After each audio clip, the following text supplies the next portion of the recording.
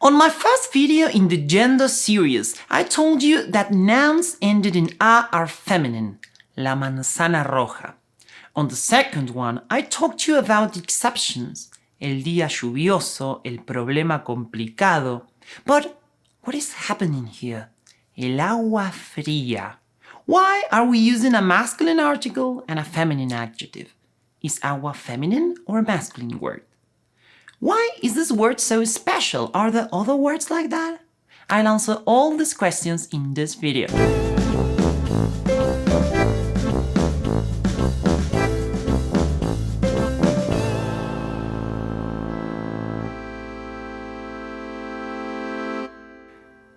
Hola gente, soy Fede y vamos ahora mismo a aprender algo muy interesante sobre el género de las palabras en español. If you ask a native speaker which is the gender of this word, you'll probably get a wrong answer. But they will use it correctly and they will notice immediately if you use this word in the wrong way. The fact is that agua is a feminine noun. Why don't we say la agua then? Because it begins with stressed a. That's the rule. Even when we don't have tilde, the stress is at the beginning. Agua, agua. The simple explanation is that to avoid saying la agua, the creator of the language decided to change the article la to el. So instead of saying la agua, we said el agua. Sounds better. Great. Thanks. But the word is still feminine, so we must say el agua clara, el agua limpia, el agua sucia, y así. What happens if we use the plural form? In that case, we wouldn't have two as together, so we respect the true gender of the word. Las aguas del río Amazonas.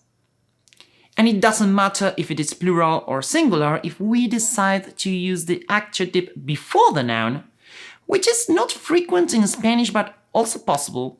We would say la clara agua, las claras aguas, la fría agua, las frías aguas, yeah, sí.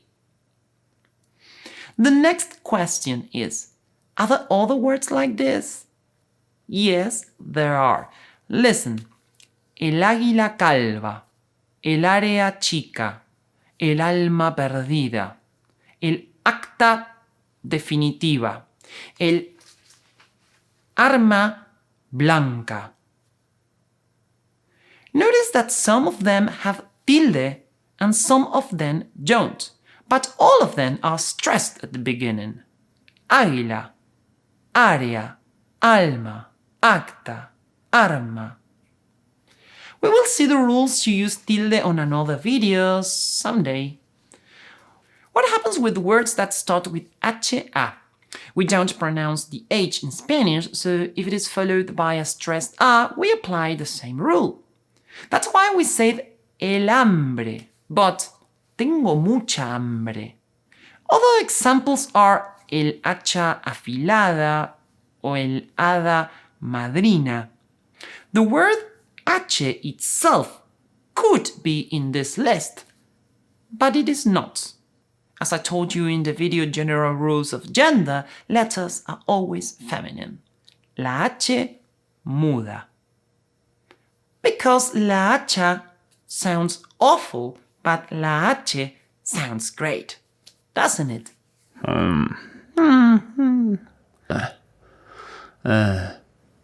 Okay.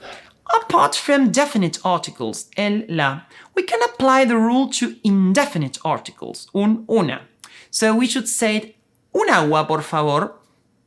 With the indefinite article, it's acceptable to keep the feminine version, una agua. But I think it's better to change it. That's all.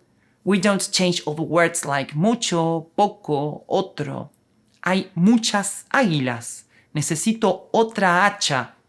Tomo poca agua. Ahora te dejo la YAPA. No te olvides de suscribirte, tocar la campanita, dar like y dejarme un comentario. Chao.